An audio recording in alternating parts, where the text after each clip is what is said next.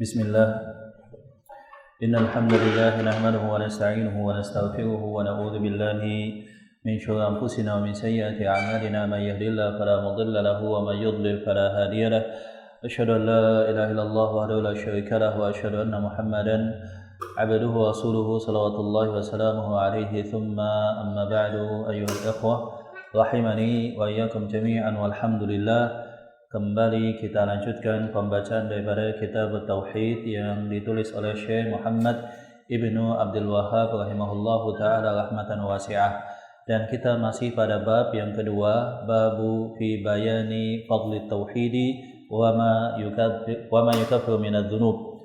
Bab penjelasan tentang keutamaan tauhid dan bahwa tauhid itu bisa menghapus dosa-dosa seorang hamba. Naam. Pada pertemuan sebelumnya kita telah membacakan ayat yang pertama, yakni firman Allah Subhanahu wa taala, qala al-mu'allif rahimahullahu taala wa qawluhu, dan firman Allah Subhanahu wa taala di dalam surah Al-An'am ayat ke-82, alladzina amanu wa lam yalbisu imanahum bidzulmin ulaika lahumul amnu wa hum muhtadun.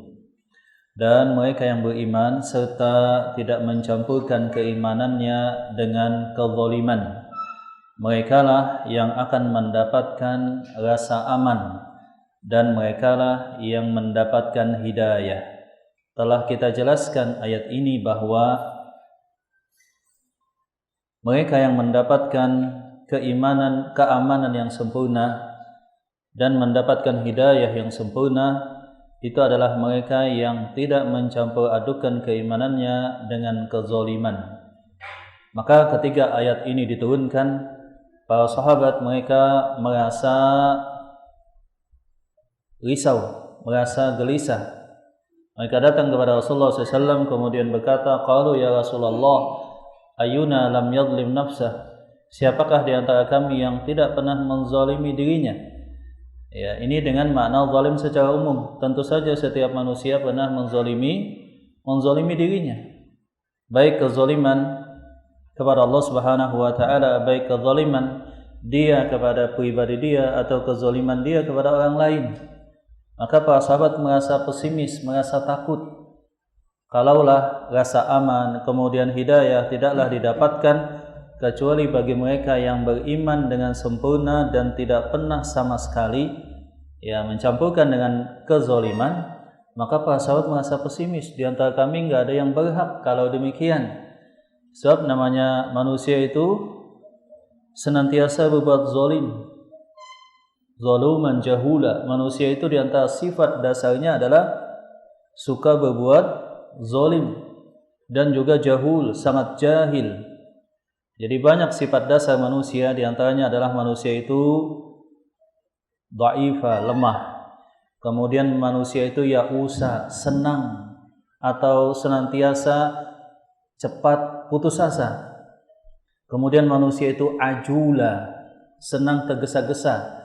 Kemudian sifat dasar manusia itu adalah zaluma, dia senang berbuat zalim atau senantiasa, disadari atau tidak. Kemudian jahula, dia banyak kebodohan dalam dirinya. Ini adalah sifat dasar manusiawi yang biasanya ada. Ditambah lagi bahwa manusia itu senang berbuat dosa. Ini di antara sifat-sifat dasar manusia kita ketahui untuk kita minimalisir dan kita kalau bisa tidak melakukannya. Naam. Jadi para sahabat merasa pesimis, ya Rasulullah, kalau begitu kami enggak berhak. Sebab ayat ini datang dengan kalimat mereka yang beriman dan tidak mencampurkan keimanannya dengan kezaliman sedikit pun. Maka Rasulullah SAW kemudian menghibur para sahabat seraya menyatakan, laisa kama tadhunnun. Kezaliman yang dimaksud dalam ayat ini bukan kezaliman sebagaimana yang kalian sangkakan. Apa? Para sahabat memahami kezaliman di sini adalah dosa. Padahal semua manusia berbuat dosa, dan para sahabat juga mereka merasa berbuat dosa. Kata Rasulullah SAW, itu bukan sebagaimana yang kalian persangkakan. Innama huwa, sesungguhnya kezaliman yang dimaksud itu sebagaimana perkataan Luqman al-Hakim kepada anaknya, inna syirka la dzulmun azim. sesungguhnya kesyirikan itu adalah kezaliman yang besar di sisi Allah Subhanahu wa taala. Maka telah kita ketahui kezaliman itu ada 3. Yang pertama adalah kezaliman seorang hamba kepada Allah, yakni berbuat kesyirikan. Nah, ini yang akan menafikan rasa aman dan hidayah. Maksudnya adalah kesyirikan besar. Termasuk juga kezaliman kepada Allah Subhanahu wa taala adalah kesyirikan kecil. Aslul amni wal hidayah, pokok rasa aman dan hidayah ada. Tetapi karena dia berbuat kesyirikan kecil, maka tidak sempurna. Demikian juga al-ma'asi sebagai jenis kezaliman yang kedua, yakni kezaliman kepada diri sendiri atau kepada orang lain. Kepada diri sendiri misalkan berbuat dosa, minum minuman keras, memakan harta anak yatim, mencuri, berzina, dan semua maksiat yang lainnya. Ya, kezaliman kepada orang lain contohnya adalah yang merusak kehormatannya, atau kemudian mengambil hartanya tanpa hak, atau menyakiti fisiknya. Nah, maka yang menafikan secara mutlak rasa aman di dunia dan di akhirat, begitu juga hidayah, itu adalah kezaliman yang dimaksud dengan kesyirikan besar tadi. Sebagian para ulama memasukkan di dalamnya kesyirikan kecil. Kenapa demikian? Sebab sesungguhnya amalan itu hanya sah jikalau seseorang ikhlas dalam amalnya, tidak berbuat kesyirikan, dan mencontoh-contoh daripada Rasulullah sallallahu alaihi wasallam. Nah, jikalau seseorang melakukan kesyirikan besar, maka bagaikan seseorang yang salat tetapi tanpa wudu. Ya, tanpa wudu, tentu saja itu akan menafikan aman dan hidayah daripada dia. Dan juga kesyirikan besar itu akan menghapus semua pahala ibadah. Walau asyraku lahabita anhum ma kanu ya'malun. Kalau mereka berbuat kesyirikan, maka terhapuslah semua pahala ibadah.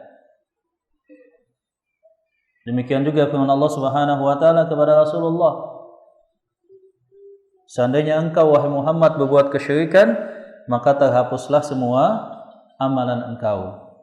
Naam. Demikian juga kesyirikan itu akan mengekalkan di dalam neraka Allah Subhanahu wa taala dan tidak akan pernah diampuni oleh Allah Subhanahu wa taala, sebagaimana 2 ayat dalam surah An-Nisa, innallaha la yaghfiru an yushraka bih wa yaghfiru ma duna dzalika liman yasha. Allah taala masih mengampuni dosa yang lainnya, dan Allah taala tidak akan mengampuni dosa kesyirikan kecuali dengan taubat sebelum wafat. Naam, demikian. Kita lanjutkan pada hadis di dalam bab yang kedua ini. Wa an Ubadah bin Samit radhiyallahu taala anhu, daripada sahabiyun jalil Ubadah bin Samit, semoga Allah taala meridainya, dia berkata, qala Rasulullah sallallahu alaihi wasallam, Rasulullah sallallahu alaihi wasallam beliau bersabda, man syahida an la ilaha illallah wahdah. Jadi barang siapa yang bersyahadat tidak ada ilah yang berhak diibadahi melainkan hanya Allah saja, la syarikalah, tidak ada sekutu baginya, wa anna Muhammadan abduhu wa rasuluh, dan Nabi Muhammad sallallahu alaihi wasallam adalah hamba dan utusan Allah Subhanahu wa taala. Hamba dan utusan Allah Subhanahu wa taala, wa anna Isa abdullah wa rasuluh, dan bahwa Isa itu juga adalah hamba dan utusan Allah. Ada penekanan di sini, sebagaimana Muhammad SAW adalah hamba dan utusan Allah, maka demikian juga Isa itu adalah hamba dan utusan Allah Subhanahu wa taala. Wa kalimatuhu, dan Isa bin Maryam itu adalah kalimat daripada Allah. Firman Allah Subhanahu wa taala, alqaha ila Maryam wa ruhum min, yang Allah taala firmankan kepada Maryam. Naam. Wa ruhum min, dan Isa bin Maryam diciptakan daripada ruh yang diciptakan oleh Allah Subhanahu wa taala. Wal jannatu haq, dan bahwa surga itu adalah hak. Wan nar haq, dan neraka itu adalah hak.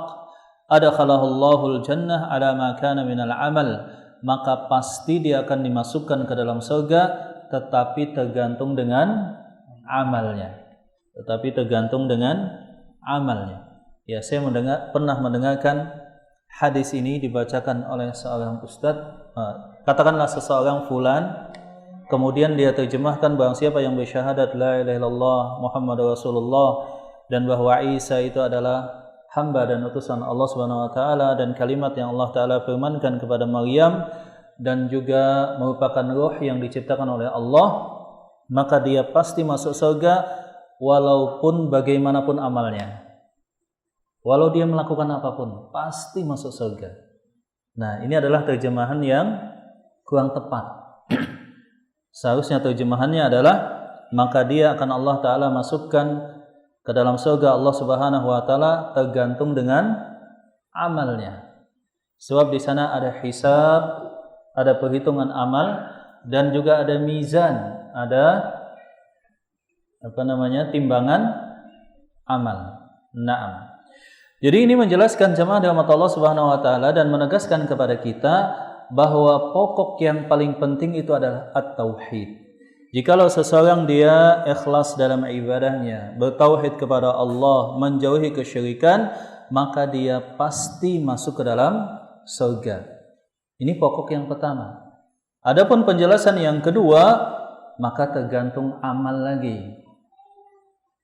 Jikalau dia banyak kemaksiatan daripada ketaatan, atau dia melakukan dosa-dosa besar yang Allah Ta'ala haramkan, maka dalam akidah Ahlussunnah wal Jamaah bagaimana? Tahta masyiatillah, dia di bawah kehendak Allah Subhanahu wa Ta'ala. Jikalau pahalanya lebih banyak daripada dosanya, atau dia melakukan dosa besar tetapi tidak terus-menerus, maksudnya dia taubat sebelum wafat, maka dia akan dimasukkan ke dalam surga Allah Subhanahu wa taala langsung. Dengan tauhidnya diampunkan, apalagi jikalau dia bertaubat atau pahalanya lebih banyak daripada dosanya.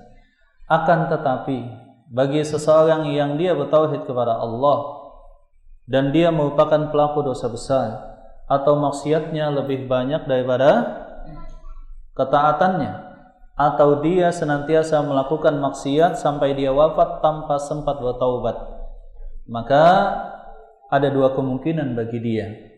Bisa jadi dia langsung masuk surga dengan izin Allah Subhanahu wa taala dan itu dimungkinkan. Akan tetapi bisa jadi juga dia dimasukkan ke dalam surga, ke dalam neraka Allah Subhanahu wa taala. Kemudian setelah dia dimasukkan ke dalam neraka, maka dia akan dimasukkan pada akhirnya, pada ujungnya ke dalam surga Allah Subhanahu wa taala. Ini menunjukkan bahwa ahli tauhid jikalau dia berbuat maksiat, maka hilang daripada dia dua hal. Apa itu? Jaminan rasa aman yang sempurna dan jaminan mendapatkan hidayah. Bisa jadi dia bertauhid tetapi maksiatnya sangat banyak di sisi Allah Subhanahu wa taala dan dia terus-menerus demikian, tidak bertaubat. Itu akan melemahkan tauhidnya dan bisa jadi dia berpaling daripada tauhid kepada Allah Subhanahu wa taala. Maka amalan juga sangat penting. Tidak boleh seseorang yang bertauhid kepada Allah Subhanahu wa taala kemudian meremehkan amalan. Dia katakan yang penting saya bertauhid, ya kan?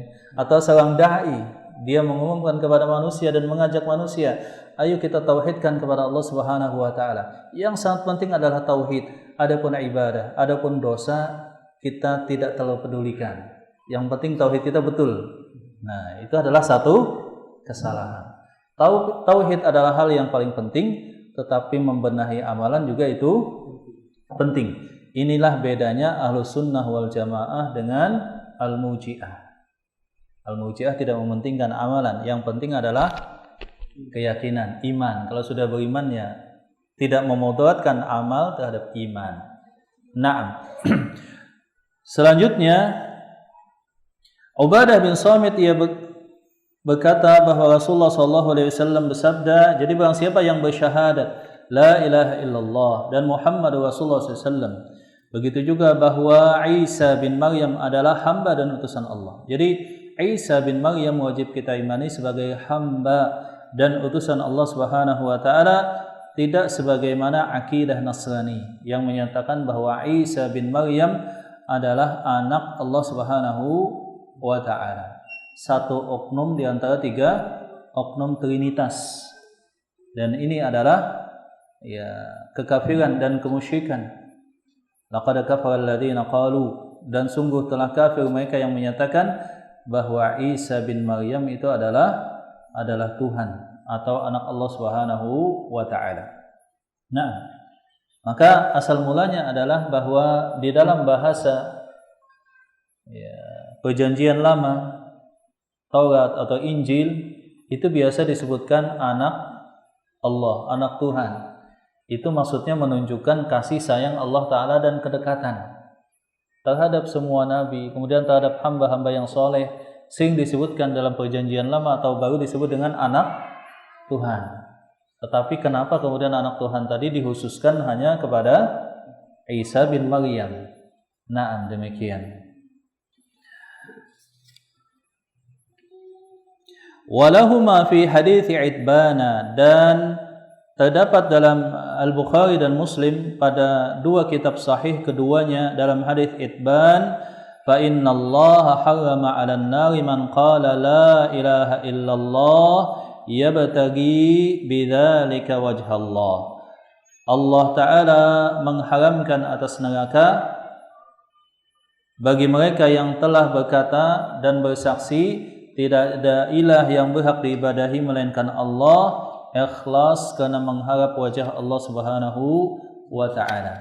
Ini menunjukkan tidak hanya sekedar perkataan, maka wajib tercukupi syarat daripada syahadat, berupa ilmu, berupa yakin, kemudian berupa ikhlas, begitu juga ketundukan dan kepatuhan, begitu juga mahabbah kepada Allah Subhanahu wa taala, dan syarat-syarat daripada syahadat yang lainnya yang disebutkan oleh para ulama. Dan iman itu mencakup tiga hal: perkataan,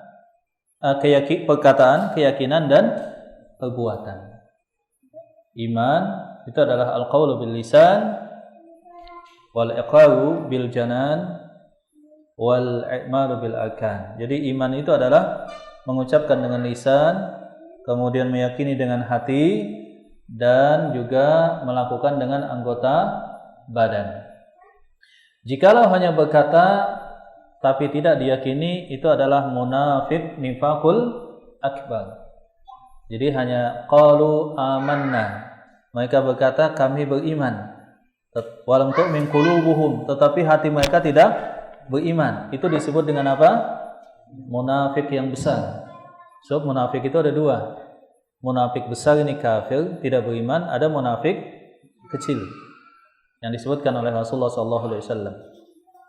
Nah, adapun juga tidak sah keimanan jikalau seseorang hanya meyakini dalam hati, tapi enggak mau mengucapkan dengan lisan. Sebagaimana hal keadaan siapa? Abu Lahab. Ketika sebagaimana keadaan Abu Talib ketika pamanda Rasulullah SAW Abu Talib akan wafat.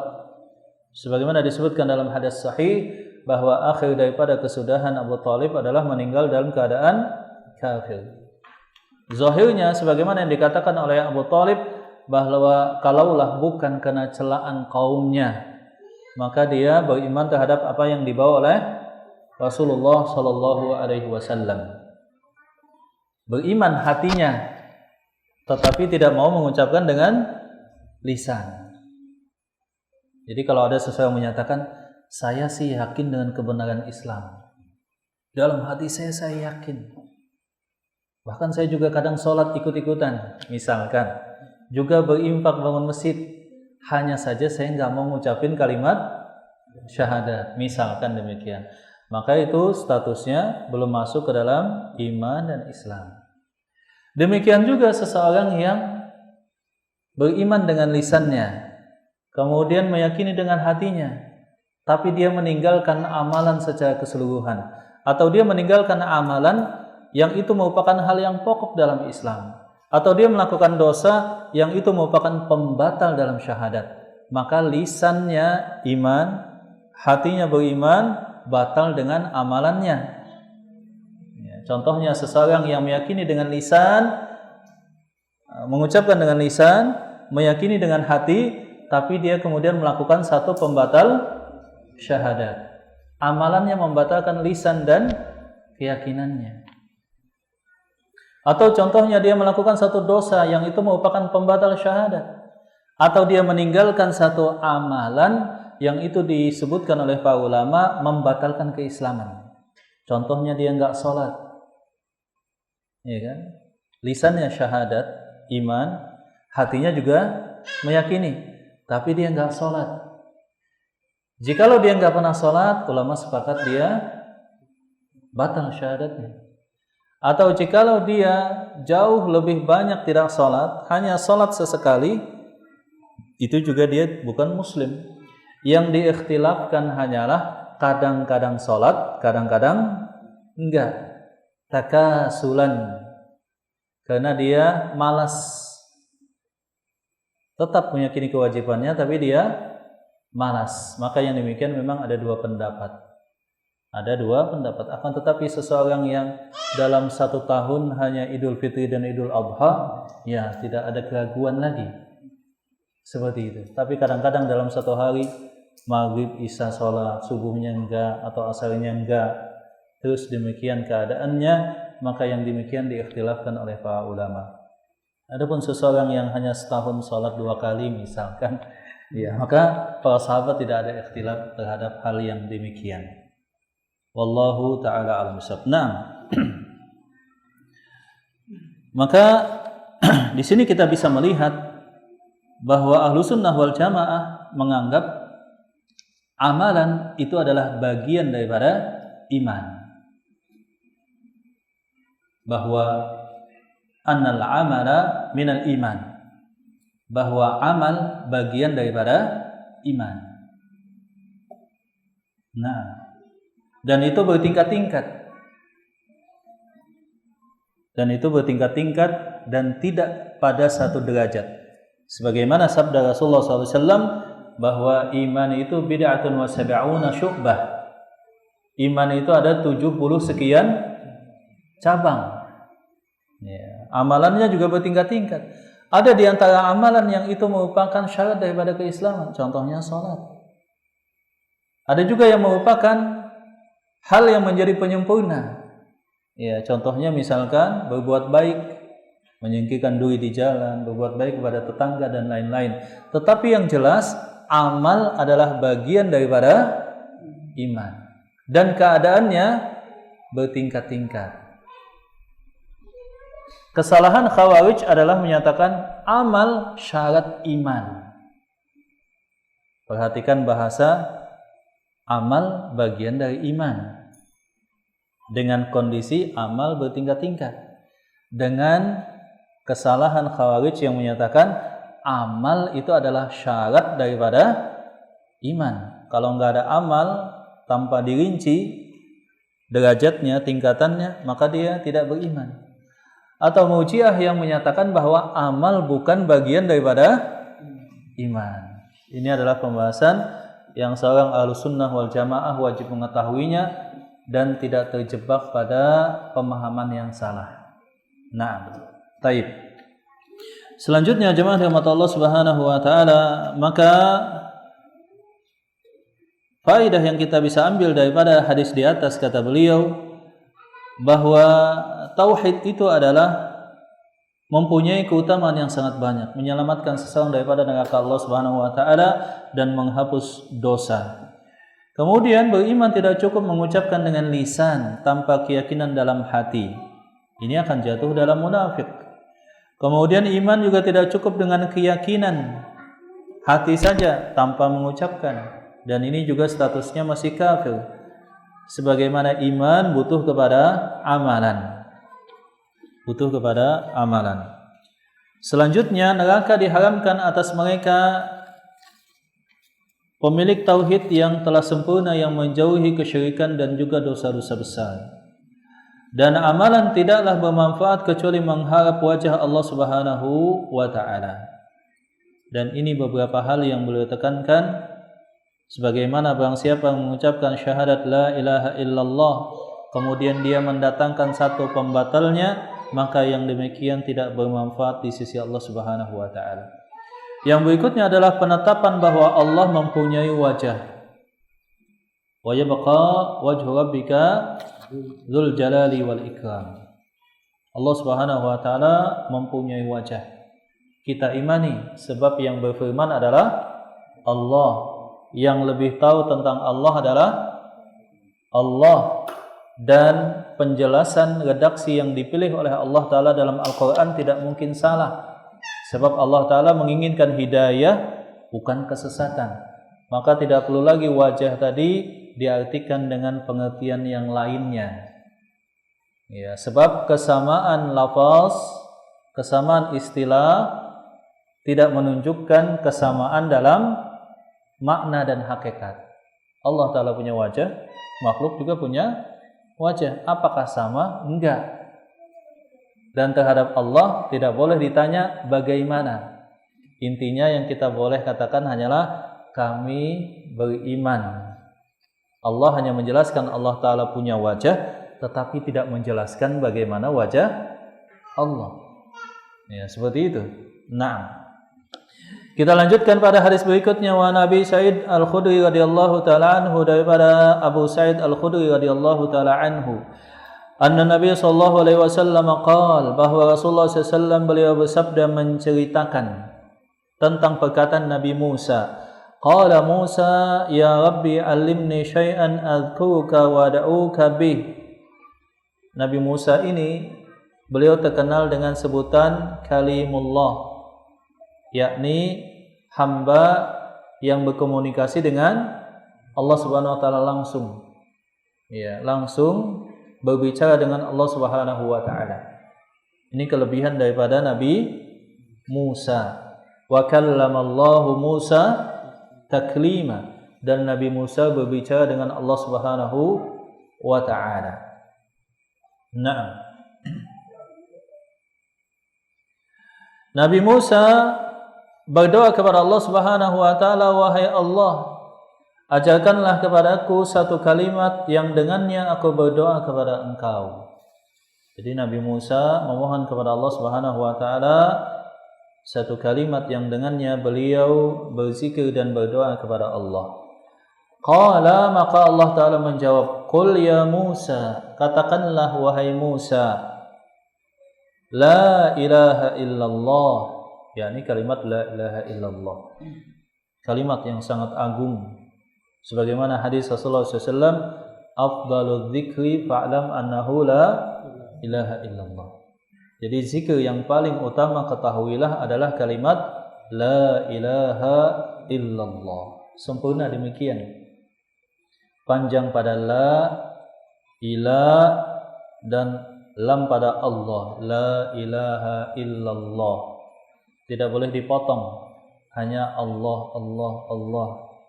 Atau sebagian sufi berzikir kepada Allah hanya huwa, ya, hu. Saya juga di Balikpapan beberapa kali, ya, di malam hari banyak, ada beberapa masjid atau ada satu saya temukan setiap malam apa gitu mereka berzikir kepada Allah, bahkan di mik secara berjamaah zikir mereka hanya hu. Ini tentu saja satu kesalahan.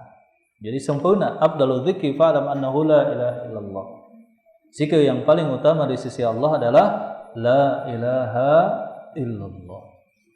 Dan satu kaidah yang disebutkan oleh para ulama, bahwa asmaul husna tidak digunakan untuk zikir kepada Allah. Jadi tidak ada contohnya seseorang misalkan Allah, Allah, Allah 1000 kali. Atau misalkan mau kaya, ya Razzaq, ya Razzaq, ya Razzaq 1.000.000 kali. Ya Razzaq itu maksudnya wahai zat yang maha memberikan rezeki. Atau dulu waktu muda biasanya diajarkan oleh sebagian kiai yang mungkin salah, yang mungkin maksudnya tidak paham. Kalau mau kebal, ya Qawiyu, ya Matin, wahai zat yang maha kuat dan maha perkasa. Ya, seperti itu. Ini adalah contoh-contoh zikir yang salah. Asmaul husna digunakan untuk berdoa kepada Allah, bukan berzikir kepada Allah Subhanahu wa taala. Walillahil asmaul husna fad'uuhu biha. Asmaul husna digunakan dalam rangka berdoa kepada Allah, ya Allah, ya Rahman, ya Rahim. Kemudian sebutkan permintaan kepada Allah Subhanahu wa taala. Naam. Ya Rabbi kullu ibadika yaquluna hadza. Maka Musa menjawab, wahai Allah, semua hamba Engkau mengucapkan zikir yang sama, yaitu kalimat la ilaha illallah. Seakan-akan Musa menginginkan satu zikir yang khusus, yang spesial. Maka Allah Subhanahu wa taala berfirman, "Ya Musa, wahai Musa, law anna as-samawati as-sab'a wa amirahunna ghairi wal aradina as-sab'a fi kifah." Wahai Musa, seandainya 7 lapis langit, ya, 7 lapis langit beserta semua penghuninya selainku, dan juga 7 lapis bumi pada satu daun timbangan, dan kalimat la ilaha illallah pada satu daun timbangan yang lain, maka yang lebih berat adalah kalimat la ilaha illallah di sisi Allah Subhanahu wa taala. Demikian. Maka ini menunjukkan bahwa dahsyatnya la ilaha illallah. Seandainya bisa ditimbang, atau seandainya Allah Ta'ala memperlihatkan kepada manusia alam semesta pada satu daun timbangan, kemudian la ilaha illallah pada satu timbangan yang lainnya, maka yang lebih kuat, yang lebih berat adalah kalimat la ilaha illallah. Maka beliau menyebutkan beberapa faedah yang kita bisa ambil adalah keagungan kalimat la ilaha illallah, yang juga disebut dengan kalimatut tauhid, juga disebut dengan kalimat thayyibah, juga disebut dengan kalimatul ikhlas. Ini julukan daripada kalimat la ilaha illallah. Maka ini seharusnya sering kita ucapkan, dan termasuk dalam zikir yang mutlak. Zikir mutlak adalah zikir yang diucapkan sebanyak-banyaknya, kapan saja, di mana saja. Kita ucapkan sebanyak-banyaknya. Dan ini adalah kalimat man kana akhiru kalamihi la ilaha illallah dakhala jannah, sebagaimana hadis riwayat Hakim. Barang siapa yang akhir perkataannya adalah la ilaha illallah, dia akan masuk ke dalam surga Allah Subhanahu wa taala. Lisan. Dan ini butuh pembiasaan, butuh repetisi yang sangat banyak, pengulangan, sehingga menjadi otomatis dan ringan. Kita saja kalau olahraga ada yang disebut dengan memori otot. Kalau misalkan push up bisa 100 kali, maka seterusnya akan gampang. Tapi kalau nggak pernah langsung diminta 100 kali, ya sakit juga, pegel. Nah, biasanya ada namanya yang demikian. Demikian juga lisan. Kalau setiap hari kita ucapkan la ilaha illallah ratusan ribuan kali pada setiap saat, dimanapun, kapanpun, maka ketika kita di akhir kehidupan kita, bahkan saat koma, atau bahkan mungkin kesadaran kita sudah mulai hilang atau menipis, lisan secara otomatis enteng bagi dia untuk mengucapkan kalimat la ilaha illallah. Tapi kalau bagi yang jarang mengucapkan la ilaha illallah, maka sangat sulit diharapkan yang demikian. Dan seseorang akan diwafatkan sesuai dengan kebiasaan, ya, sesuai dengan kebiasaannya. Sebagaimana sabda Rasulullah SAW, innamal a'malu bil khawatim. Seseorang akan diwafatkan sebagaimana amalan yang biasa dilakukan. Kalau biasa zikir kepada Allah Subhanahu wa taala, ya gampang. Ini sering saya katakan. Kebiasaannya membaca Al-Qur'an, zikir kepada Allah, kalimatut thayyibah, gampang dia mengucapkan. Tapi seseorang yang terbiasa mengucapkan kalimat-kalimat yang jelek, maka lihat ketika kaget juga kalimatnya jelek juga, apalagi ketika akan wafat. Dan ini telah disebutkan oleh para ulama dalam kitab-kitab mereka, bahwa apa yang paling berkesan di hati hamba, itulah yang akan muncul ketika seseorang akan wafat. Disebutkan oleh Ibnu Qayyim ketika beliau mentalkinkan seseorang yang akan wafat, maka ada beberapa pengalaman beliau yang unik. Di antaranya ada seseorang yang wafat ketika ditalkinkan la ilaha illallah, malah dia yughanni, dia menyanyi. Ditanya oleh Al-Imam Ibnu Qayyim, kenapa demikian kepada keluarganya? Maka disebutlah bahwa si fulan itu dia sangat hobi dan senang akan nyanyian. Demikian juga ada seseorang yang senantiasa hobi main nardashir, ya main catur demikian. Maka ketiga, ya ditalkin la ilaha illallah, itu yang keluar dari mulutnya. Kalau bahasa kita mungkin skat. Habis itu mat gitu, langsung mati gitu maksudnya. Atau mungkin juga seseorang yang sangat hobi nonton bola, itu sering saya sebutkan. Sangat berkesan di hatinya. Mengalahkan zikir kepada Allah, mengalahkan baca Al-Quran. Pas mati bisa saja dia teriak gol. Seperti itu. Maka kita jadikan hal yang paling berkesan di hati kita adalah zikir kepada Allah, tilawatul Quran, kalimatut thayyibah, dan kebaikan-kebaikan yang lainnya. Selanjutnya kata beliau, ibadah tidak boleh dilakukan dengan syariat manusia.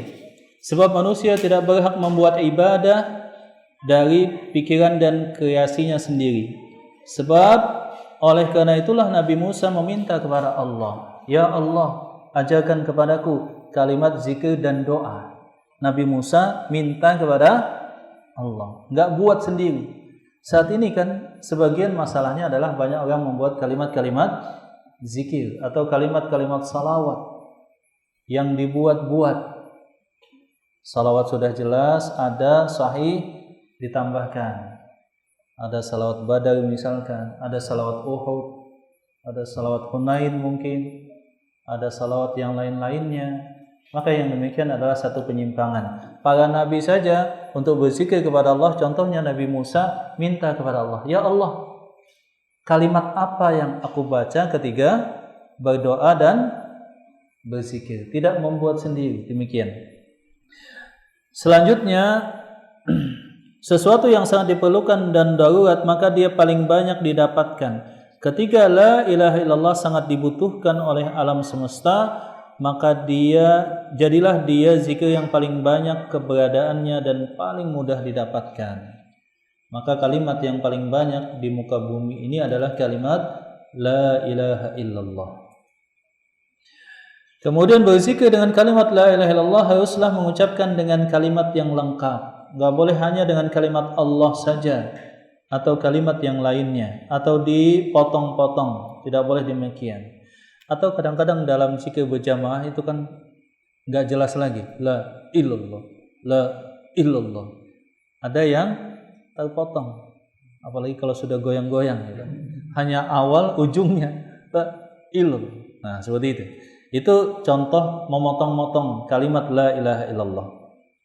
Kemudian penetapan adanya timbangan amalan. Sebab Allah Subhanahu wa taala berfirman kepada Nabi Musa, seandainya bumi dan langit di satu timbangan, mizan. La ilaha illallah di satu mizan. Dalam hadis yang lain, seandainya dosa yang memenuhi planet bumi di satu mizan, dan la ilaha illallah di satu mizan. Dalam ayat yang lain bahwa dosa sejauh mata memandang di satu daun mizan, dan la ilaha illallah di satu sejauh mata memandang catatannya, dan la ilaha illallah hanya satu catatan kemudian ditimbang, maka yang paling berat adalah kalimat la ilaha illallah.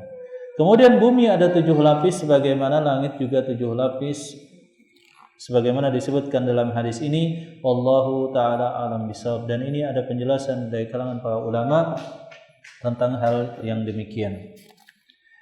Kita lanjutkan pada hadis yang terakhir, Walid Tirmidzi, dan diriwayatkan oleh Al-Imam At-Tirmidzi, dan beliau hasankan daripada Anas bin Malik, aku mendengar Rasulullah SAW beliau bersabda, Allah Ta'ala berfirman, ya bana Adam, wahai anak Adam, law ataitani bi qurabil ardi khataya thumma laqitani la tusyriku bi syai'an la ataituka bi qurabiha maghfiratan. Wahai hamba, wahai anak cucu Adam, andaikan engkau datang kepadaku membawa kesalahan sepenuh bumi, akan tetapi engkau datang tanpa mempersekutukanku dengan sesuatu apapun, sungguh aku akan memberimu ampunan sepenuh bumi pula. Sepenuh bumi pula. Nah, ini adalah keutamaan tauhid, bahwa tauhid bisa menghapuskan dosa. Bisa menghapuskan dosa. Akan tetapi tadi tanpa menyepelekan amal kebaikan dan tanpa menyepelekan dosa. Jadi tauhid itu sangat bermanfaat, bisa menghapuskan dosa. Terutama bagi mereka yang pahalanya lebih banyak daripada dosa, atau seseorang jatuh dalam dosa kemudian dia taubat, atau jatuh dalam dosa kemudian dia berhenti sebelum wafat. Itu sangat bermanfaat baginya. Adapun bagi yang bertauhid kepada Allah Subhanahu wa taala dengan tauhid yang murni kemudian dia berbuat dosa tanpa belum sempat bertaubat, tadi telah kita sebutkan tahta masyiatillah. Kalau Allah Ta'ala berkehendak bisa saja dan ada peluang dosanya diampunkan dengan tauhidnya, dia masuk ke dalam surga. Tapi kalau Allah Ta'ala berkehendak dicuci dulu di neraka. Nah, di nerakanya itu berapa lama?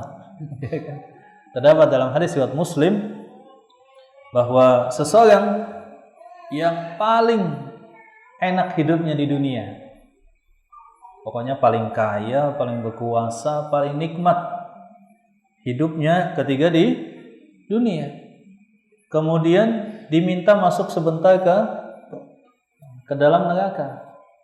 Kemudian ditanya oleh Allah Subhanahu wa taala, "Wahai hamba," ya, diminta melihat azab di neraka Allah Subhanahu wa taala, "Wahai hamba, masih adakah ingatan engkau akan lezatnya hidup di dunia?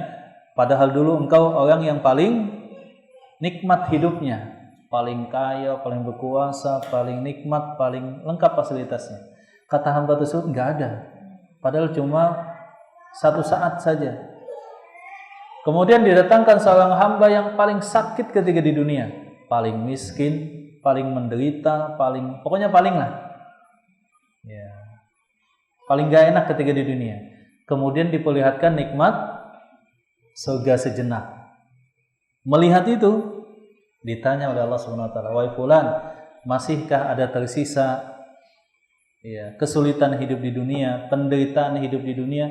Kata fulan tersebut, "Semuanya sudah lupa, hilang. Itu hanya satu saat saja." Seperti itu. Maka tauhid penting. Tapi kalau masuk ke dalam neraka dan kita nggak tahu berapa lama, ya kan? Padahal tadi hanya satu saat bisa menghapus semua nikmat di dunia, maka tentu ini menjadikan seorang hamba berhati-hati kepada Allah Subhanahu wa taala. Dia menjadi berhati-hati dan tidak terperdaya.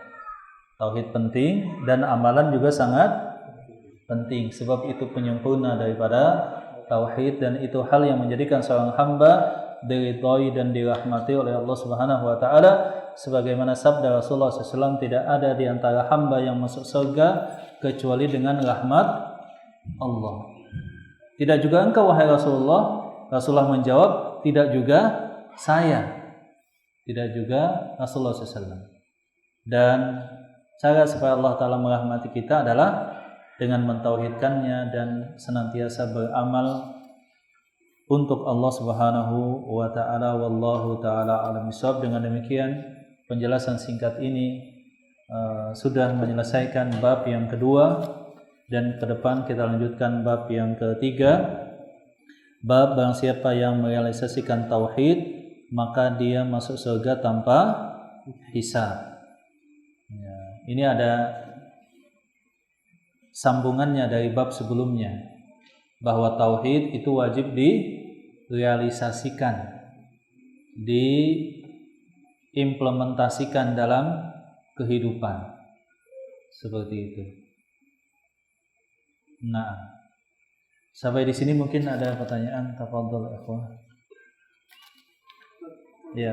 Nah, untuk yang tadi sebagai kita meyakini tadi, terus kita juga mengucapkan di lisan, tapi mungkin ada yang kayak tadi yang sholat cuma 2 kali dalam 1 tahun, itu cara memperbaikinya gimana?